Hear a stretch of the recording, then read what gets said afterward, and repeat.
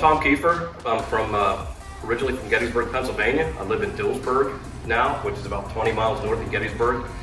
I own Franklin Church Choppers. Been doing it since 2000, 2001. So this bike started, it's a 1993 FXR. I bought the frame with a title, and that's all I got with it. That's really all I wanted. I wanted to do a custom one-off build with an FXR, and I really didn't want to ruin a perfectly good FXR that was kind of the cult following with FXR, so I didn't want to ruin it. The rear fender and the saddlebags are from Harley Switchback, like from a 2015 Harley Switchback, and they're stock. The swing arm is actually a Brock's Performance aluminum swing arm. It's longer. It can be up to 4, I guess it's up to 2 inches longer. I'm using Legends suspension rear shocks. They're fully adjustable. I have a Stores Performance inverted front end on it. I did use the Brembo 4-piston calipers, front and back. Yeah, this is a Bill Blackmore fairing. Basically, it comes just as you see it. I did cut down the windshield. I blacked out the emblems, although I still wanted to keep them. I'd like to give credit to people.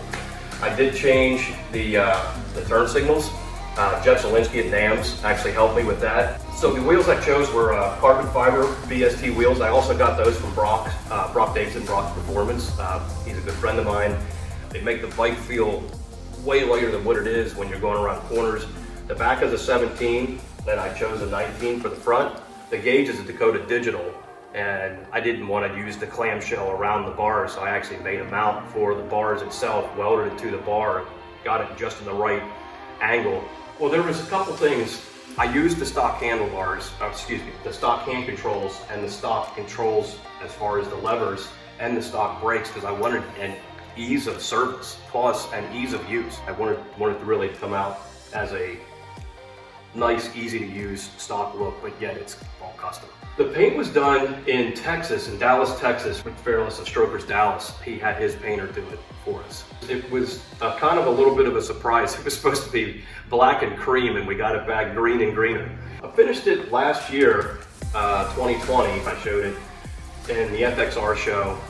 We got second place in the FXR show. I did change the swing arm, but to do the switchback fender in the back, I actually had to I didn't cut the frame as far as widen it or do anything with the frame arms in the back. But what I did is the 1-inch tubing I halved. I actually cut it in half, both sides. Well, that gave me 1 inch more spread. And then I plated the whole inside of that tubing with flat 1/4 inch steel. By doing that, I was able to keep the shocks in the original location with the FXR swing arm, and all the geometry stayed the same.